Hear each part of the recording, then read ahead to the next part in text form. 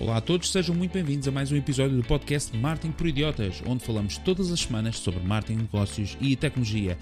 Os temas deste episódio são o síndrome do impostor, será que estás a sabotar o teu sucesso? O estado da pesquisa em 2022 da SEMrush e, por último, impulsionar ou não o dilema das marcas nas redes sociais. Olá, o meu nome é Ricardo e estou aqui com o Miguel Vieira. Alô. O Frederico Carvalho. Olá. E com o Diogo da Silva. Alô. Deixem-me só relembrar que neste episódio, para além dos temas que já mencionei, vamos ainda dar-vos conta das notícias mais relevantes da semana e dar-vos também uma sugestão de ferramenta digital. Já sabem que podem subscrever o nosso podcast no Spotify, Apple Podcast ou Google Podcast e agora também temos alguns episódios no YouTube. Como sempre, deixamos toda a informação daquilo que falamos em marketingporidiotas.pt. Antes de avançarmos no nosso episódio, uma mensagem do nosso patrocinador servidoresverdes.pt, que já está online e onde já podem criar o vosso website.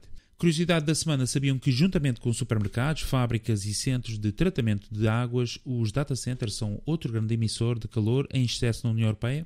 Pois é, servidoresverdes.pt ajuda-vos a passarem de um servidor para um servidor com energia 100% renovável certificada que permite oferecerem um site amigo do ambiente. E mais, se o vosso website for em WordPress, a servidoresverdes.pt ainda oferece uma otimização do vosso website para que ele carregue mais rápido e consuma menos energia.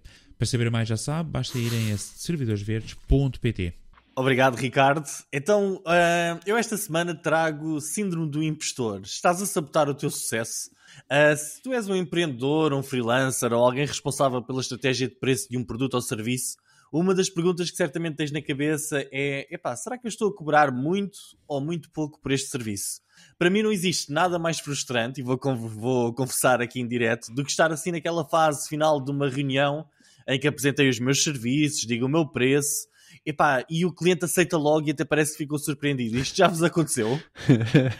Então é não. que tu acabas de dizer o preço e o cliente diz: ótimo, boa, ok. Ficas a pensar que podias ter cobrado mais, não é? Exatamente. Eu nesse momento o meu mundo cai e penso para mim mesmo: boa, Miguel, mais uma vez podias ter cobrado muito mais. Às vezes até penso que podia ter cobrado o dobro. Eu geralmente sinto-me humilhado, deito-me no chão a seguir assim em posição fetal e começo a chorar. E depois acontece-me uma coisa que eu não sei se vos acontece. Na reunião a seguir, eu geralmente apresento um preço bastante superior. E por vezes acontece não receber a resposta positiva na altura, nem nos dias seguintes, e depois cair naquela situação em que tu tens de telefonar a perguntar o que é que, se já tem algum desenvolvimento, e começa aquela situação toda em que a pessoa responsável está em reunião, ausentou-se 4 ou 5 dias e lá foi outra vez para o chão chorar. Um dos males de que sofro, e aparentemente 70% das pessoas do mundo, é o síndrome do impostor. Já ouviram falar, certo? Uhum. Ok, eu confesso que pensava que este síndrome estava apenas relacionado com acharmos que podemos andar a fazer vídeos estilo guru do marketing, sem percebermos nada do assunto, etc, e meter nas redes sociais, mas aparentemente não é bem assim.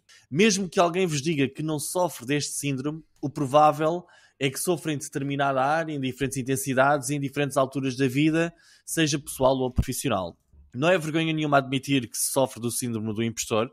Até alguns nomes conhecidos como a Michelle Obama, o Neil Armstrong e Tom Hanks sofrem deste síndrome. O síndrome do impostor, para os que não sabem, é basicamente sentirmos que somos uma espécie de fraude e ficamos ou somos propensos à autossabotagem. Como é que esta autossabotagem acontece? Nós construímos dentro da nossa própria cabeça ideias e crenças que limitam as nossas habilidades, mesmo que não sejam verdade. Aqui estão alguns exemplos. Aquele pensamento que às vezes temos de não somos suficientemente bons, por melhores resultados que consigamos obter, achamos sempre que falta qualquer coisa para aceitarmos projetos maiores ou que o cliente merece alguém melhor do que nós.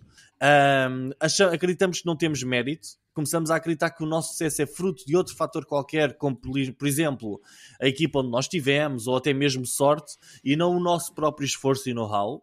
Muitas vezes acreditamos que não merecemos estar naquela posição de trabalho, ou não merecemos aquela tal promoção, não percebemos o suficiente sobre determinado assunto para fazermos um podcast sobre o tema. Estas crenças super limitadoras instalam-se no nosso subconsciente e começam a alterar os nossos comportamentos. E claro, limitam imenso as nossas hipóteses de sucesso e de tomarmos ação. Há um exemplo também do anti-síndrome do impostor, que são aquelas pessoas como o Diogo que simplesmente são o oposto. Acreditam cegamente que têm o que é preciso para estar no podcast de marketing digital todas as semanas. Essas pessoas não percebem o conceito de ter vergonha na cara, não é? Mas pronto, para nós aqui agora no marketing, o síndrome do impostor pode ser devastador para a nossa estratégia de pricing, principalmente se formos freelancers ou consultores. Depois no final eu vou-vos perguntar se vocês sentiram isto. Para ajudar-me a mim mesmo a ultrapassar este distúrbio psicológico, que eu até acho que devia ter direito a um subsídio qualquer do Estado, e aos nossos ouvintes e os que aqui estão em estúdio, que também poderão sentir este terrível síndrome, eu apresento rapidamente alguns sintomas para vocês saberem se têm esta terrível doença ou não. O sentimento de não pertencimento a um grupo ou comunidade. Eu já encontrei, e já vimos no nosso grupo WhatsApp, algumas pessoas que dizem eu não sou bem do marketing digital, mas... E depois perguntam alguma coisa sobre marketing digital. Poderão estar a sofrer deste síndrome. A procrastinação para começar um projeto, o que resulta na não entrega atempada. Ok? Autossabotagem para não participar em atividades e depois arrepender-se, claro. Falar mal de si mesmo e reforçar sempre as suas limitações. Ou dificuldade em receber elogios, reconhecimento, ou que os outros enalteçam uma boa característica. Vocês lembram só uns episódios atrás quando o Fred me fez um raríssimo, que é super raro, neste podcast, elogio, e eu cortei logo as vasas. Isto pode ter sido aqui o meu síndrome a dar de si, ou a mostrar-se. Tu és genial, Miguel, tu és genial. Não digas isso, tu sabes que não sou. Autocrítica excessiva. E este último, que é o mais importante, que por acaso não está no link que eu partilhei hoje, mas que eu ouvi num podcast há coisa de uma semana atrás. Perfeccionismo. Estar sempre a acreditar que temos de melhorar a apresentação, o produto ou o serviço porque não está suficientemente bom. Isto a mim acontece-me 99% das vezes. É frequente, é verdade. Agora que já desabafei, eu pergunto aos membros aqui do nosso ilustre painel. Olá, bem-vindos ao Impostores Anónimos. Eu sou o Miguel Rão Vieira e sofro do síndrome do impostor. Vocês sofrem ou já sofreram deste mal? Uma empresa ou marca, e vejam bem isto, uma empresa ou marca pode sofrer deste mal na sua cultura organizacional? Que conselhos é que têm para nos libertarmos deste síndrome? Interessante. Ana, que boas questões. E acho que há muito esta ideia de que, ou pode haver esta ideia de que inicialmente... Posso começar, não é? Desculpem, eu vou entrar aqui de pé juntos. Se desabafar, manda tudo cá para fora, Diogo. Estás num ambiente seguro. Obrigado, Miguel, obrigado. Se calhar, então, primeiro vou começar por isto. Olá, meu nome é Diogo e sou um impostor anónimo. Ok. Então, eu acho que para aqueles que podem pensar às vezes que isto não é associado ao marketing digital, enganem-se, ok? Porque isto existe imenso em marketing digital. Imenso, ok? E vou dar o exemplo que eu acho que muitas pessoas que já trabalharam SEO ou que falaram sobre SEO têm em mente, que é principalmente em SEO, que não é uma ciência exata, ok? É super natural as pessoas sentirem este síndrome do impostor, ok? Porquê? Porque há pessoas que sabem mais, porque há pessoas que dizem coisas contrárias, porque não é uma ciência exata, não é? Aliás, isso é uma das razões pela qual nós temos o SEO Meetup aqui em Lisboa, ok? Porque assim todos conseguimos evoluir juntos e partilharmos as nossas experiências. Por isso é que a comunidade em si, não só ao nível de meetups, como esta aqui, não é?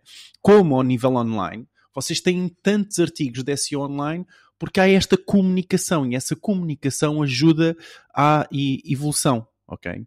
Mas vamos aos conselhos. Eu acho que é importante, sem dúvida, dar os conselhos e eu posso dar os conselhos daquilo que eu faço e aquilo que eu sinto, não é? Portanto, dar este disclaimer que isto sim pode ser um tema psicológico, não é? E que vocês podem conversar com o vosso terapeuta sobre isto. Tá bom? Só para dar este disclaimer. Claro. Isto não é... Como é que diríamos? Isto agora metíamos aqui uma coisa em velocidade rápida. Atenção, que o comentário que segue não é não sei, um aconselhamento terapêutico. Médico ou farmacêutico. Exato. Então, bora lá, conselhos. Eu não sei se é muito o método dos alcoólicos anónimos, mas eu recordo-me que existe um método e que eu me lembrei e o primeiro passo é sempre o awareness, não é? O saber que isto existe, que existe esta questão do síndrome do impostor. E mais, admitirmos que podemos estar a sofrer desse síndrome, ok? Ou que estamos a sofrer desse síndrome. Ok, portanto, esse eu diria que é sempre o primeiro passo, o awareness, tá bom? O segundo eu diria que é reconhecer aquilo que nos leva a sentir assim, e um pouco o Miguel esteve aqui a falar um pouco sobre esses exemplos, não é? E o terceiro, eu diria que é combatê-lo e aceitá-lo, não é? No sentido em que combater aquilo que não nos faz bem, não é? Aquilo que nós pensamos que não nos faz bem, esse sentimento de falta de confiança, não é? E abraçarmos com humildade, por exemplo, aqui no marketing digital, que não sabemos tudo. Ok?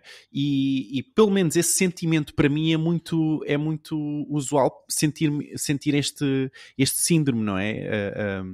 No sentido em que é naquelas alturas em que eu duvido de mim próprio, não é?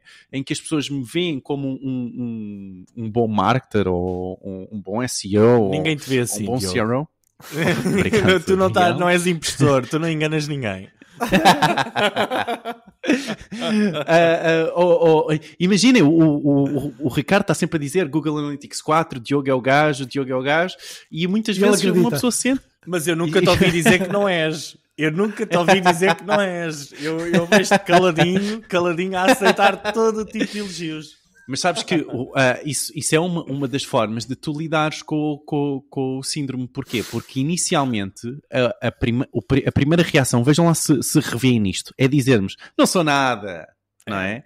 Isso pode ser muito uma primeira reação, não é? Que é a única forma que nós, ou seja, não conseguimos ouvir o elogio, não conseguimos aceitá-lo, não é? Então uma das formas de quem batalha muito com o síndrome do impostor, e como eu disse, o meu não é Diogo, não é? Uma das formas é ficar calado, é não dizer nada, ok?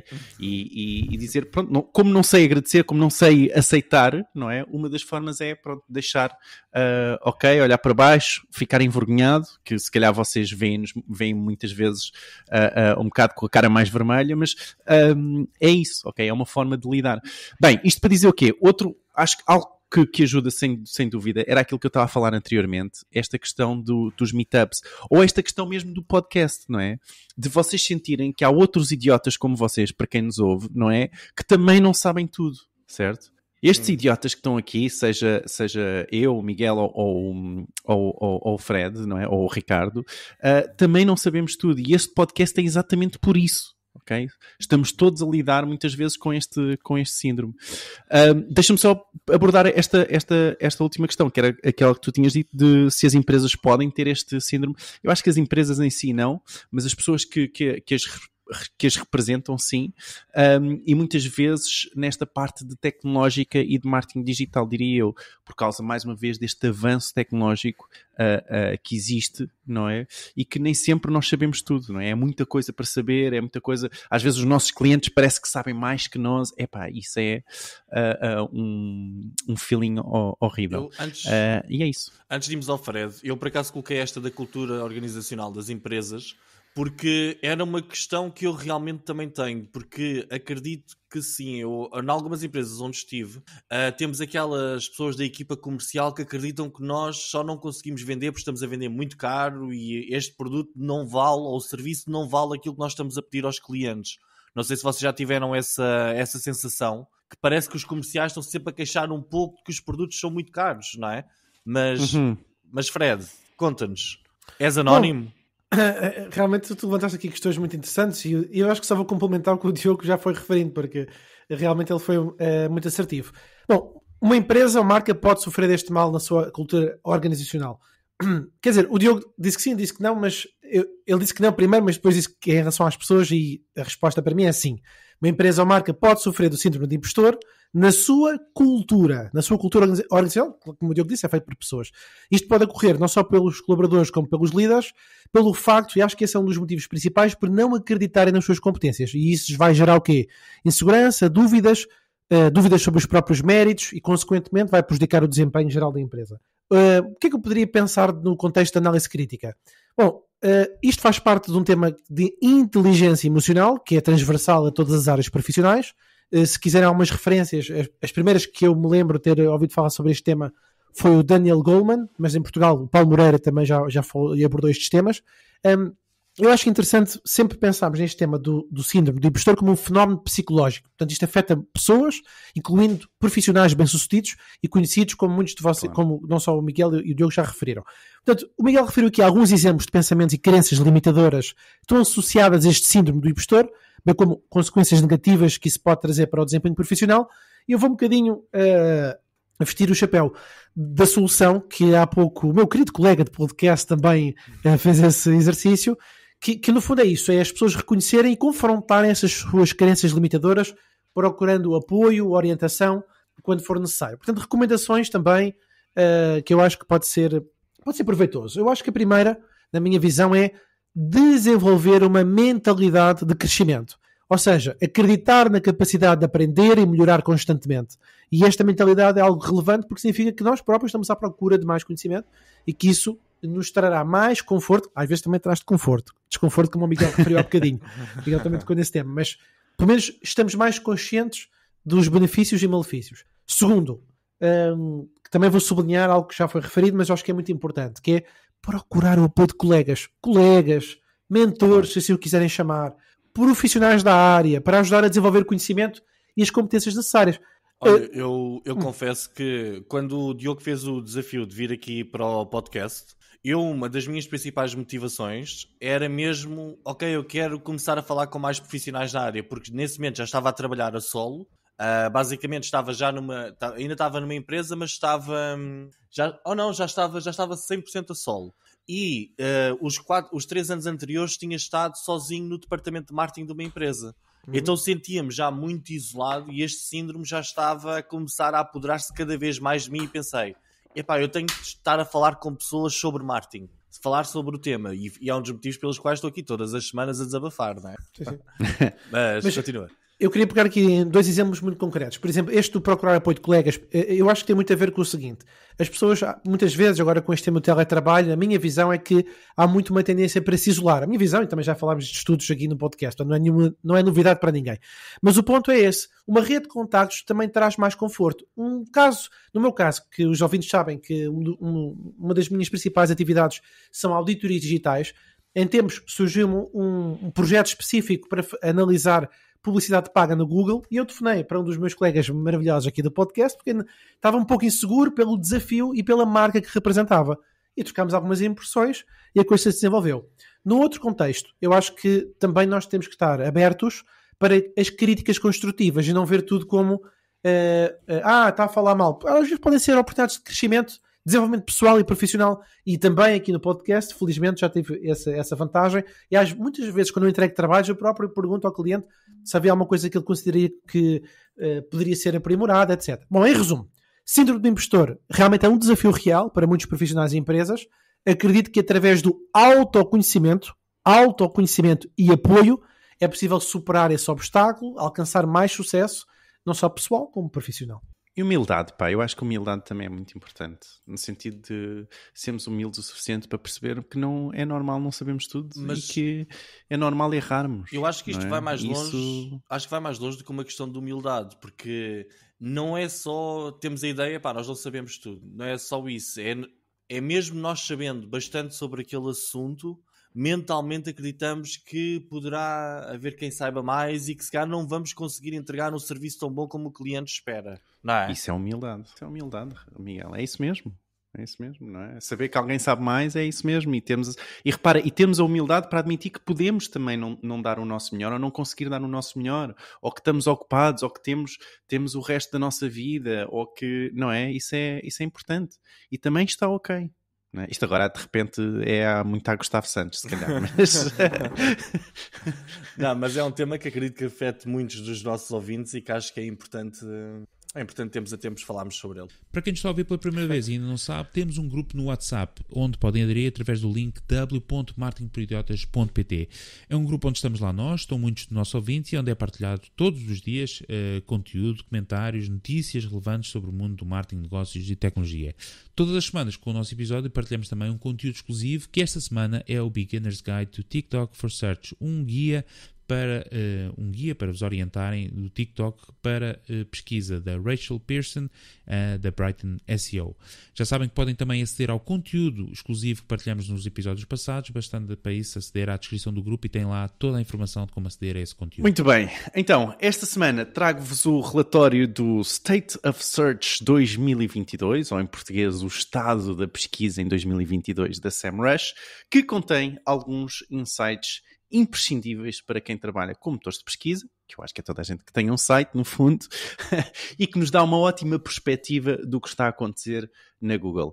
Então, só para termos aqui um pouco de contexto, como sempre, este estudo vem da super conhecida empresa SEMrush, e eu gosto particularmente desses estudos porque empresas como a SEMrush e a Ahrefs são uma referência no mercado de SEO, e eles não só têm o seu próprio crawler, como também, isto é incrível, que é, eles têm acesso a milhares de contas do Google Search Console, ok? Portanto, isso é imperdível. Porquê? Porque estas contas do Google Search Console, o que é isto do Search Console? São dados que a Google dá aos administradores dos websites, ok? De forma a que eles consigam saber como é que foi a sua performance no motor de pesquisa. Então, a Ahrefs e o SEMrush têm acesso a estes dados diretamente da fonte, não é? Diretamente da Google, o que torna a informação super atraente.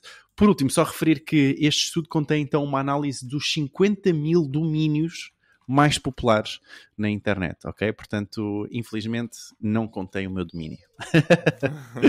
Então, bora lá. Ou o Marketing por Idiotas também acho que não vai conter. Se calhar não. Se calhar o Marketing por Idiotas. Estou a brincar, não sei. Então, bora lá. Vamos lá ao sumo deste State of Search 2022, aliás. Então, em média, apenas 1 em cada 5 cliques, ok? Segundo aquilo que a SEMrush descobriu, 1 em cada 5 cliques foi no primeiro resultado orgânico, em 2022, está bem?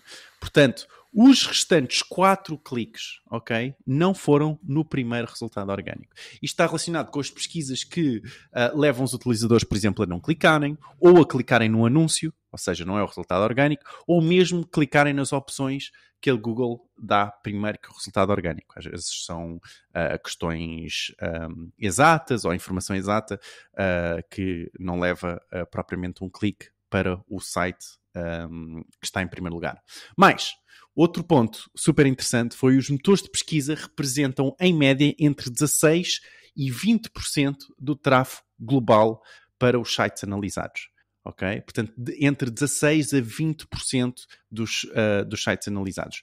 Isto dá um ótimo benchmark para se orientarem, não é? Eu diria que se esta percentagem é mais baixa do que 16%, na verdade, nos vossos websites, quer dizer que ainda podem investir muito mais em SEO, porque por norma pequenos sites, ok, têm mais influência de SEO, acabam por ter mais pesquisas orgânicas ou mais tráfego orgânico para o seu site. Boa!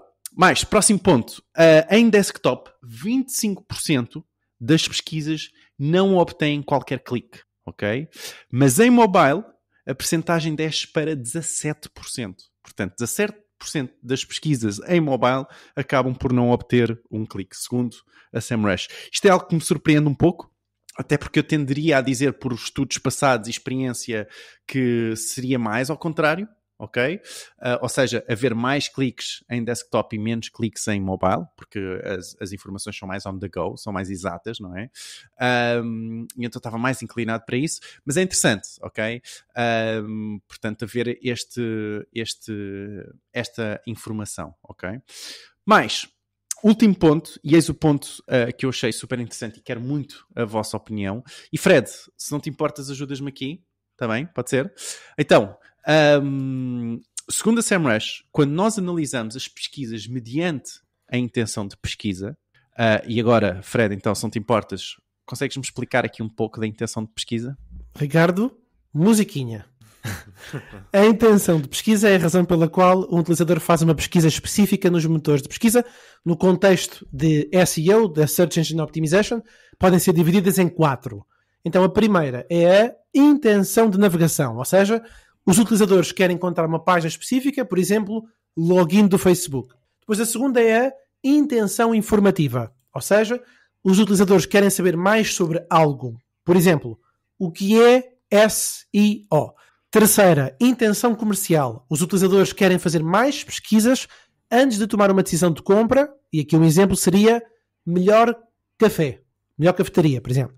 E a quarta, última, que é a intenção transacional. Quase o nome já diz, não é? Os utilizadores querem concluir uma ação específica, geralmente uma compra, e aqui um exemplo claro é comprar um carro amarelo, comprar um Subaru. Boa. Obrigado, Fred. Pronto, isto é a forma, pelo menos, como o SEMrush divide. Há outras, lá está, eu recordo-me que no início dizia que SEO não é uma ciência específica. Por exemplo, há outras pessoas que não acreditam muito nesta separação entre intenção comercial e transacional e juntam os dois no mesmo. Há outros que têm mais intenções diferentes para lá destas 4, ok? Mas a SEMrush divide então, sobretudo nestas 4 que o Fred leu. E bem, obrigado, Fred. Então, o estudo vem mostrar que as pesquisas de navegação e as pesquisas informacionais, na verdade, estão a descer, ok? Portanto, há menos pesquisas na Google à procura de informação ou menos pesquisas de navegação, ok? Que toda a gente aposta que toda a gente já escreveu Facebook só para clicar no primeiro link, não é? Não é? Isto acontece a toda a gente. E estas, na verdade, segundo a SEMrush, estão a diminuir. Ao contrário das comerciais e transacionais que estão a subir quando comparado 2021 para 2022, tá bom? As percentagens são números muito dispares, não vale a pena estar aqui a referir percentagens, depois vocês não vão decorar. Vão a marketingporidiotas.pt e vejam depois lá os gráficos que nós temos e, claro, o artigo completo na SEMrush, está lá o link também. Então, a minha questão para vocês, meus amigos, é isto mesmo, que é... eu penso que esta tendência poderá ser para ficar, não é? Ou seja, mediante esta questão dos chats de inteligência artificial, não é? Se esta tendência de irmos buscar informação ou navegar para um site, se vamos continuar a ir ao Google, ok? E a minha questão é para isso, é sobre isso. Vocês acham que há aqui já uma influência dos chats de inteligência artificial? E se sim, será que as pesquisas, então, no motor de pesquisa vão, na verdade, ficar ainda mais caras? Porque elas, na verdade, depois acabam por ser mais valiosas ainda, não é? No sentido em que são mais transacionais, são mais perto do final do funil. O que é que vocês acham, amigos? Bem, Diogo, tu e o Miguel, este episódio, vocês já fazem ótimos temas, mas desta vez capricharam. Eu já nem quero me apresentar a falar sobre nada. Bom, deixa-me então destacar aqui dos vários tópicos, 2 que me saltaram à vista. Um foi do relatório do State of Search, do SEMrush. Apenas 1 em cada 5 cliques foi no resultado orgânico em 2022. 1 em cada 5, achei isto muito interessante.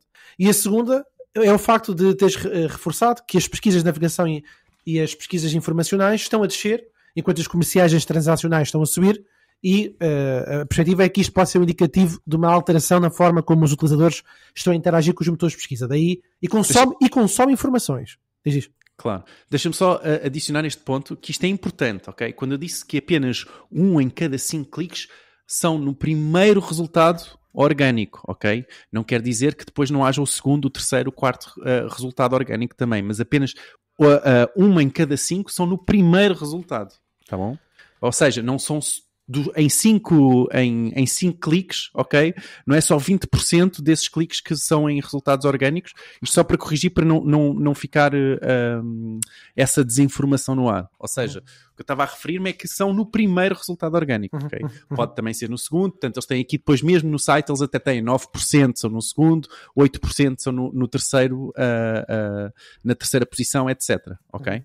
Bom, e o Diogo levanta aqui a questão interessante, que é o impacto dos chats da inteligência artificial nesta tendência, e se isso poderá eventualmente tornar as pesquisas nos motores de pesquisa, como a Google, um pouco mais caras no futuro. Ora bem, minha visão, acho que é possível que à medida que a tecnologia de inteligência artificial continue a evoluir, os utilizadores passem realmente a confiar mais em assistentes virtuais, mais em chatbots para obter informações, realizar transações. Aliás, foi um dos tópicos que o Miguel trouxe no último episódio. E isto vai reduzir a necessidade das pessoas realmente fazerem as chamadas pesquisas tradicionais dos motores de pesquisa. Aliás, não há muito tempo no grupo do WhatsApp eu partilhei com o Diogo, Miguel e o Ricardo um vídeo de um profissional em Portugal que numa conferência disse que os motores de pesquisa como existem vão desaparecer por completo. Não partilho dessa visão de 8 ou 80, mas realmente é uma tendência que estamos aqui a observar, que ainda vai demorar muitos anos, mas o ponto aqui é este, é que realmente é provável que estes custos das pesquisas dos motores aumentem, realmente. Porquê? Porque é uma competição pelas poucas posições orgânicas disponíveis que é sempre muito acirrada. Além disso, eu acho que é muito provável que os profissionais de marketing e SEO, e já falámos disto também noutros episódios, mas nada como reforçar, até porque não sei se há ouvintes novos, que é a necessidade de nos adaptarmos a estas mudanças do comportamento do utilizador e saber utilizar a inteligência artificial. Porque o ponto aqui é este, é que as pessoas vão utilizar as pesquisas para, de alguma forma, procurar as suas necessidades ou encontrarem os seus problemas. E nós, profissionais, precisamos de aplicar novas estratégias para atrair tráfego, realizar conversões a custos baixos, ou pelo menos que sejam acessíveis para aquilo que é a prestação de serviço para o cliente que queremos fazer. Portanto, em resumo, insights importantes neste States of Search do SEMrush. Só uma nota que eu queria, que o Diogo disse há bocadinho, que eu acho que é importante, que é as 4 categorizações que estão presentes na plataforma do SEMrush. Eu tipicamente, quando existe mais do que uma ferramenta, mais do que uma plataforma que tem exatamente a mesma categorização, a minha tendência é trabalhar em cima daquilo que é o padrão do mercado. Portanto, dizia em resumo, isto tem muitos insights importantes, tendências emergentes. Portanto, recomendo a leitura de como é que isto pode eventualmente afetar a indústria do SEO e também o futuro do marketing. Muito bem. Olha, eu estive a ouvir-vos atentamente e não concordo com algumas das coisas que foram ditas. Mas é também porque eu não sou um grande defensor do SEO e dessas coisas. Mas pronto, aqui vai. Tu gostas de gastar? 1 em cada 5 cliques foi no primeiro resultado orgânico. O resto foi quê? Foi nos anúncios e tal. Eu acho que a Google também é o que eles querem, não é? Porque antes dos resultados orgânicos vem uma data de anúncios e cada vez vem mais anúncios. Hoje em dia até é difícil encontrar os resultados orgânicos numa pesquisa. Não é só anúncios, também são os schema, não é? Os schema. Vem tudo, eles encheram aquilo de coisas por todo o lado, exatamente, e essa parte daquela espécie de uma resposta já pré-definida que depois vem de um site, não é? E é expectável ainda lançarem mais alguma coisa neste Google I.O., que vai acontecer daqui a 2 dias, uma nova forma de pesquisa, portanto, que é este chamado Magi, Google Magi, este projeto. Vamos ver o que é que vai sair daí. Miguel, desculpa. Agora, a propósito do Diogo, viam, acho que foi hoje de manhã ou ontem, à noite, não me lembro, que a Google vai lançar o Bard em todos os dispositivos Android. Aí eu fiquei a pensar que isto assim ganha uma escala brutal. Não sei se vai... Mas pronto, desculpa, Miguel. Pois é, a Google agora vai lançando aí umas coisas e tal. Vamos lá ver, não é? Olha, tem que fazer as ações subir, não é? Exatamente. Isto aqui é um mercado em que eles têm que continuar a mostrar que ao menos tem alguma coisa, não é? Como quando o Zuckerberg falou sobre o metaverse. Ele tinha a dizer alguma coisa, não é? Para ver se conseguia fazer as coisas arrebitarem e depois, pronto, lá se viu. Mas eles não têm o domínio do sistema operativo mundial, não é? Sim, vamos ver durante quanto tempo é que a Google tem a rede social, esse é o domínio ainda. E nisso sim, por exemplo. Mas pronto, aqui em relação às intenções que estão a descer, as navegacionais, eu acho que estão a descer porque agora nós metemos basicamente um P e isto abre o site que nós queremos, não é? Ou um F. Para aqueles que não apagam o histórico, já aparecem as coisas todas, mas isso já acontecia em 2021 também, não é? Isso acontece desde os primórdios da internet, era assim que muita gente era apanhada e muitas relações acabavam, não é? Agora, vocês dizem que existe uma oportunidade para aumentar os esforços de SEO, mas eu acho que as indicações são exatamente o contrário, ou seja, 20% do tráfego dos sites vem dos motores de busca, não é? Mas quais sites é que nós estamos a falar? Eu acho que às vezes estas estatísticas são assim um bocadinho perigosas, às vezes são um bocado perigosas e eu acho que eu acho que é sempre um bocadinho mais complicado. E esta ideia de que 1 em cada 5 cliques não é para um resultado orgânico, quer dizer que nós, com muito investimento em SEO... Primeiros 5. Nos primeiros 5 cliques, sim. Ou seja... Não, os primeiros 5 resultados orgânicos, não é, Diogo? Como assim? 1 em cada 5 cliques é no resultado orgânico. No primeiro resultado orgânico. No primeiro resultado orgânico, ok? Ok, então... Portanto, pode ser, os restantes podem ser no segundo, no terceiro resultado, ou em anúncios, ou em... no que for. Sim. Ou não ter clique. Sim, mas por outro lado, tu depois também dizes que as pesquisas informacionais estão a descer, ou seja, nós afinal já não precisamos de fazer um site com a história toda da sopa de tomate e dos tomates da Toscânia e do processo de agricultura para aparecermos em primeiro lugar para vendermos sopa de tomate, não é? Eu no outro dia, por acaso, vi um post, já não lembro se foi na nossa comunidade, que alguém disse que quando nós metemos um sintoma no Google, os primeiros resultados são as doenças que têm melhor SEO. Já ouviram essa? Epá. Não, mas e atenção que, bem, isso não funciona bem assim. A Google, na verdade, tudo o que é questões de doenças e questões financeiras, só sites com uma certa credibilidade acabam por estar nas primeiras posições, a não ser que não haja qualquer conteúdo. Sim. Acredito que sim, mas isto também é um exemplo, não é? Mas vocês percebem o que isto quer dizer. Eu acho que nós não nos podemos esquecer da proposta de valor do motor de busca, que é encontrar uma resposta ou uma solução para o problema que nós temos ou um tema sobre o qual queremos saber mais.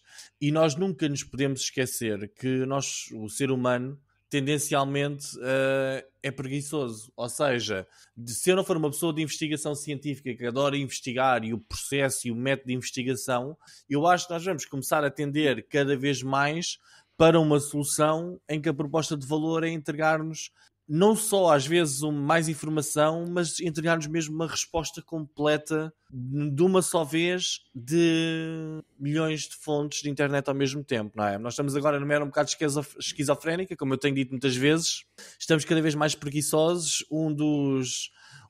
Das grandes fatias de pesquisas do Google é informational, não é? É esta pesquisa por informação.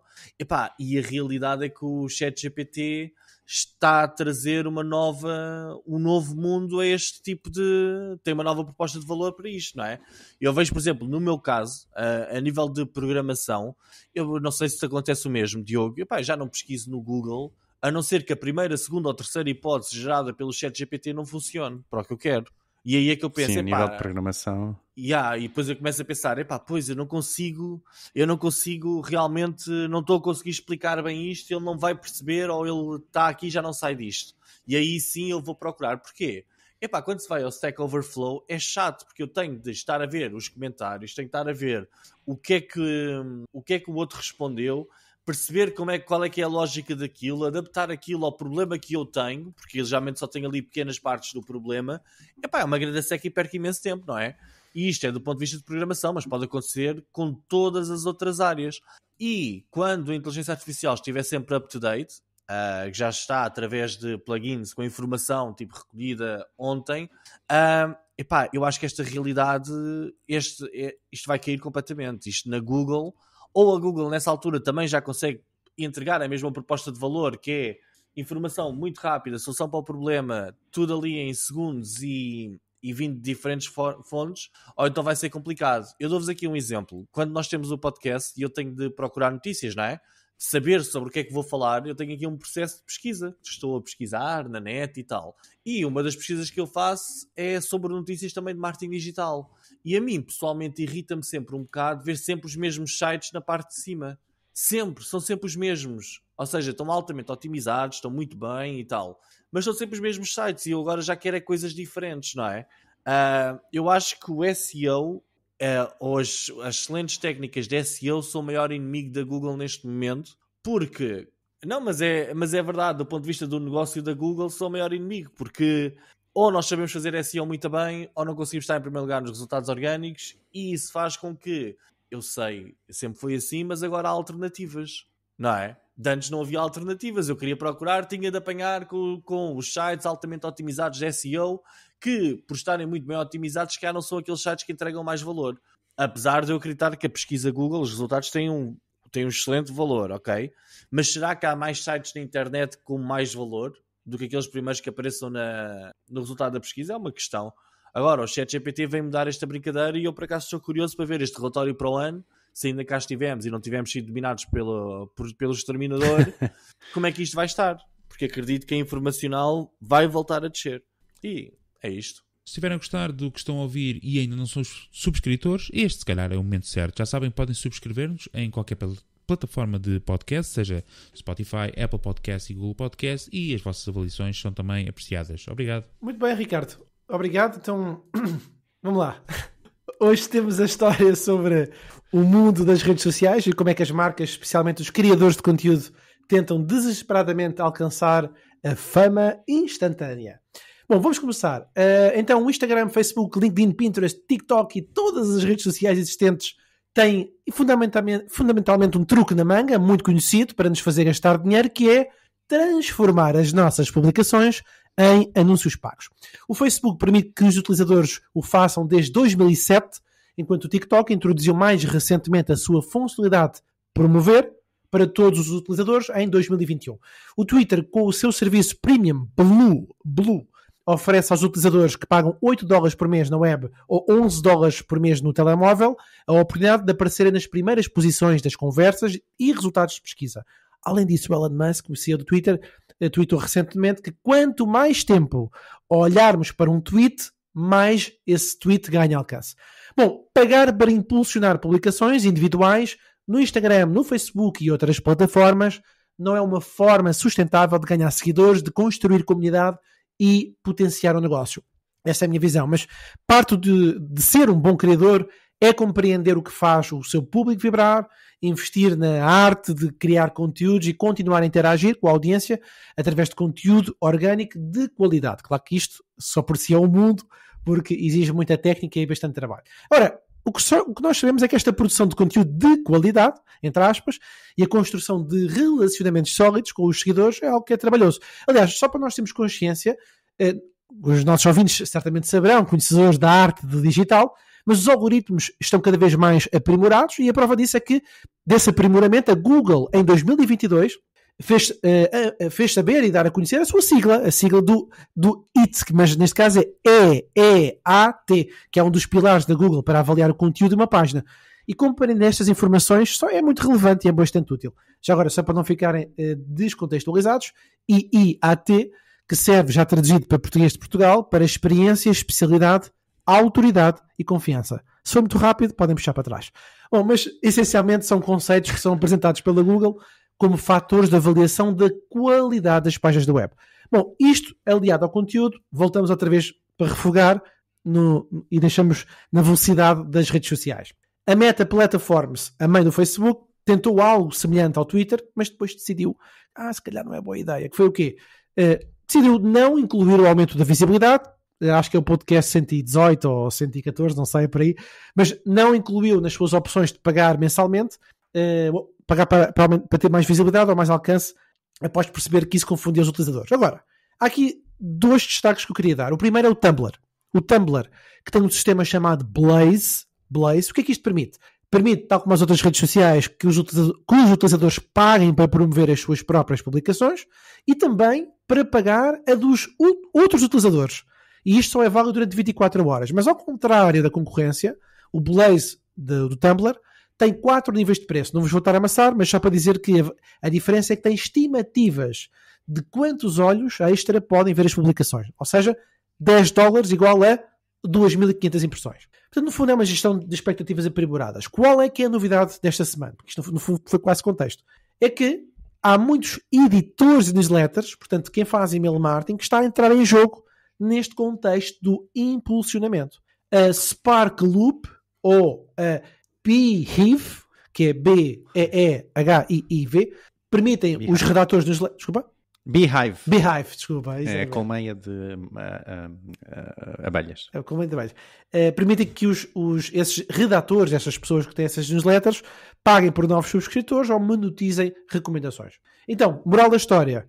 O impulsionamento pode ser um investimento interessante, sim senhor, para os pequenos criadores que querem expandir as suas audiências e para os criadores maiores que querem manter o público-alvo e que vejam mais conteúdo, claro, que vejam mais o seu conteúdo, mas também pode ser uma jogada arriscada que não garante necessariamente que os novos subscritores se envolvam efetivamente com o conteúdo futuro de um criador. Portanto, pergunta para Vossas Excelências, reflexão para os nossos ouvintes, que é a seguinte: como é que as marcas, na vossa opinião, podem equilibrar eficazmente este uso de anúncios pagos e o conteúdo orgânico para aumentar a sua audiência e, eventualmente, a interação com o público-alvo? Então pronto, eu vou-me atirar, apesar de eu achar que não podem. Ou seja, equilibrar eficazmente o uso de anúncios pagos e conteúdo orgânico. O conteúdo orgânico nas redes sociais morreu. A não ser que sejamos uma miúda de biquíni. Morreu. Ou seja, eu sei, eu estou a exagerar. Eu dou sempre o exemplo da miúda de biquíni. Não fazes danças. Eu já nem digo das danças, porque já não é qualquer um que se mete para lá a dançar e consegue ter sucesso, ok? Eu lembro-me que... Dizes tu depois de fazer a Macarena, é isso? Exatamente, também andei a tentar e não é bem assim. Não é bem assim, isso é tudo mentira. O que acontece? Eu acho que as redes sociais desvirtuaram-se completamente da missão inicial. Ou seja, a missão inicial do Facebook era Connecting People. Eu lembro que no início a proposta de valor era muito encontrar os amigos, não é? Nós antigamente... Quando saíamos do liceu, havia pessoas que nós perdíamos para sempre na nossa vida. Depois já nem nos lembrávamos deles, não é? Hoje em dia não. Hoje em dia estamos conectados às pessoas, é verdade. Mas agora, as redes sociais também perceberam que o tipo de conteúdos que que nos devem atirar para que nos mantenham agarrados, se calhar já não é bem os conteúdos dos nossos amigos, não é? Aquelas coisas chatas que eles vão metendo das férias deles, mas acaba por ser mais os conteúdos dos tais criadores. Até aqui eu não vejo nada de mal, mas eu começo-me a perceber na realidade que eu tenho pelo menos recebido na minha feed. Agora não sei se a minha feed é um antro de perversão ou não, mas o que é que me parece?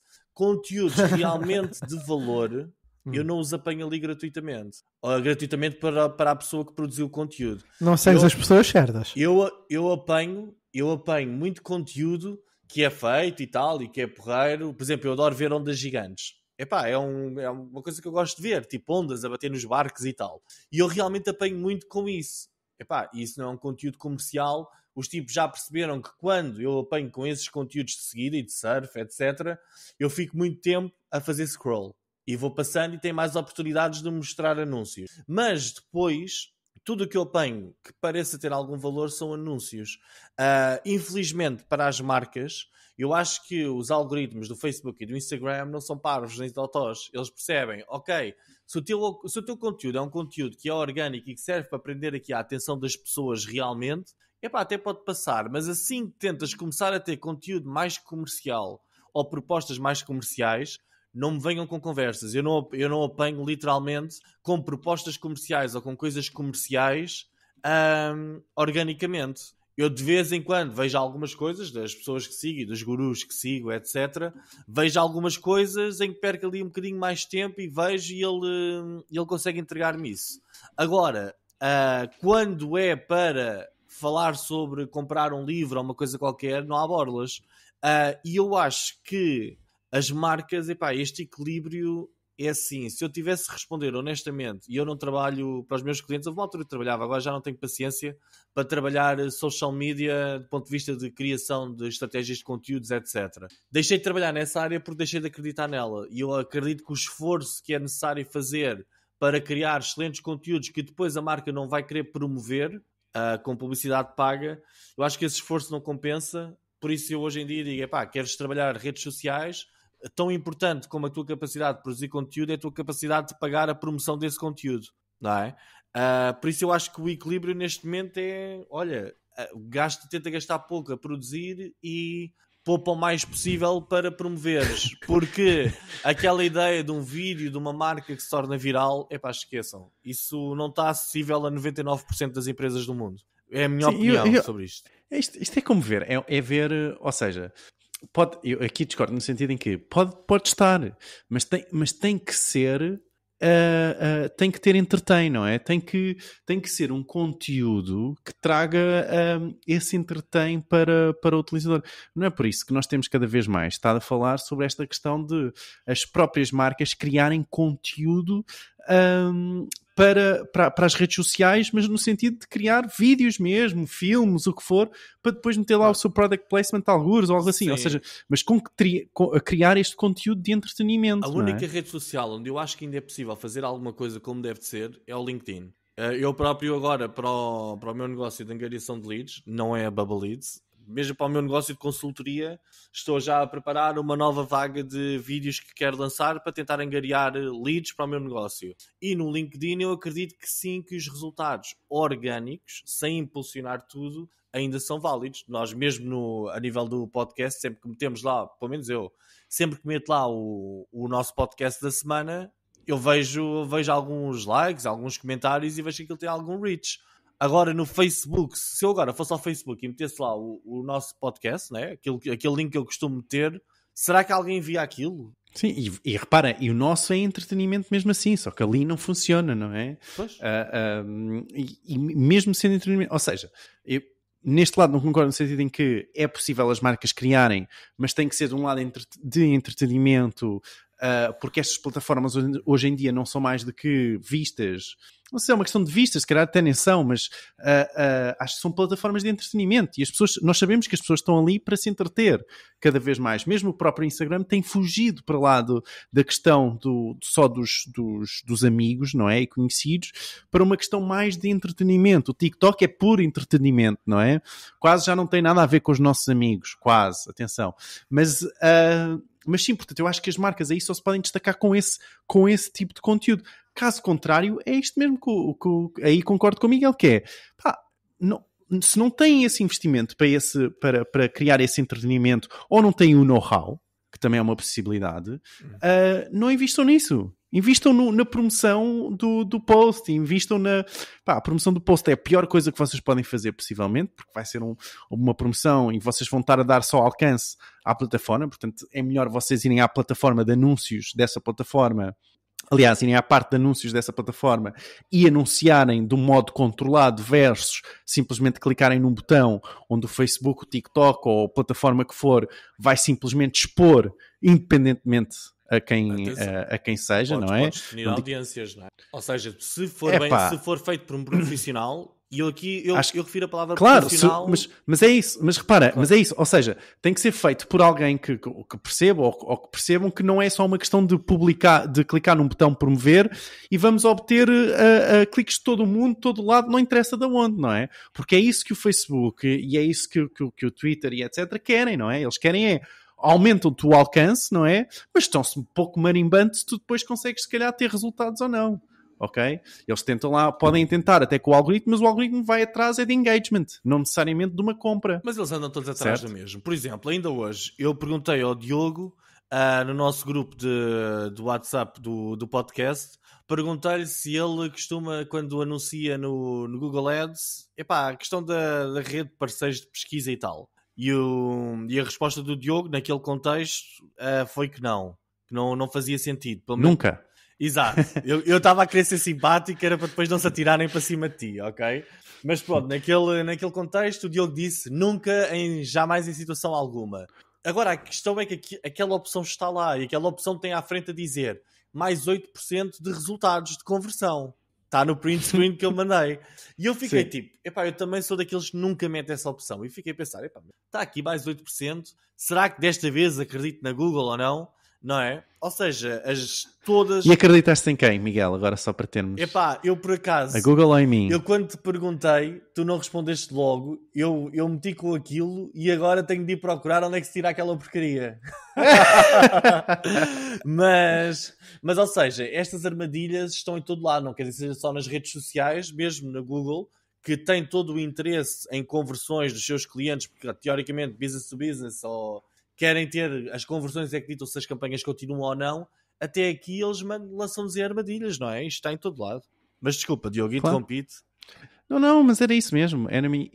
Sim, promover, ou seja, não se atirarem para uma de quer estar ao lado dos Dude Perfect, ou dos Wants, ou do raio que seja, mas sim simplesmente promoverem se não tiverem capacidade de produzir um conteúdo de entretenimento como deve ser. Bom, esta semana o post em destaque do nosso WhatsApp é um post daqueles do LinkedIn quando as pessoas iniciam uma nova posição, um novo cargo na sua empresa e partilham essa notícia no LinkedIn para dar conta aos seus seguidores. E esta semana é um post curioso, precisamente de quem menos que Charles Windsor, o rei de Inglaterra, que partilhava precisamente que estava feliz por anunciar o seu novo cargo como rei de Inglaterra. Parabéns, Carlos. Bom, e vamos às rapidinhas, as notícias da semana que achamos mais relevantes do mundo do marketing, negócios e tecnologia. A Microsoft está a lançar uma nova ferramenta que permite, através de uma API, adicionar o vosso chat de inteligência artificial anúncios do Bing ou anúncios de clientes vossos. A conferência da Google para programadores, a Google I.O., será esta semana e espera-se que a Google lance algo sobre o projeto Maggie e mais produtos de inteligência artificial. O link para se inscreverem no Google I.O. fica em marketingperiodicas.pt. Na secção de inteligência artificial ainda, a OpenAI lançou em alpha e para clientes Plus o novo plugin de interpretação que permite trabalhar com a informação de ficheiros do vosso computador. O Google Bard está agora disponível, ou eventualmente ficará brevemente disponível para workplaces da Google. O Bing Chat tem novas funcionalidades que incluem respostas com imagens, plugins, histórico de chat e melhor integração com o Edge. Depois do Snap, Facebook, Instagram e Google, o TikTok lançou também o seu guia de como ter uma boa estratégia de mídia. E por último, a Google apresentou o seu projeto para um futuro sem passwords com o seu novo produto Passkey. E estas foram as notícias da semana. Bom, esta semana, na ferramenta da semana, trazemos uma ajuda preciosa para quem trabalha com o Google Analytics 4 e é um Standard Report Builder, uma ajuda para vocês construírem, ou melhorarem, neste caso, os reportes standards de Google Analytics 4. Ainda na semana passada falámos precisamente de alguma dificuldade que existe em criar reportes que muitas vezes eram standards na versão anterior do Google Analytics e aqui tem uma preciosa ajuda para criarem melhorarem, neste caso, os vossos reportes. Fica o link em marketingperiodotas.pt, o Google Analytics 4 Standard Report Builder. Bom, chegamos ao fim do nosso episódio, esperamos que tenham gostado. Já sabem que têm disponível qualquer plataforma de podcast para subscrever o nosso podcast, seja Spotify, Apple Podcast ou Google Podcast, e uma avaliação que nós também apreciamos. Têm todos os conteúdos disponíveis em marketingperiodotas.pt e já sabem o nosso grupo do WhatsApp, podem aderir através de w.marketingperiodotas.pt. Nós, como sempre, voltamos a ver no próximo episódio, por isso não percam o próximo episódio, porque nós também não. Gostaram da redundância? Tchau!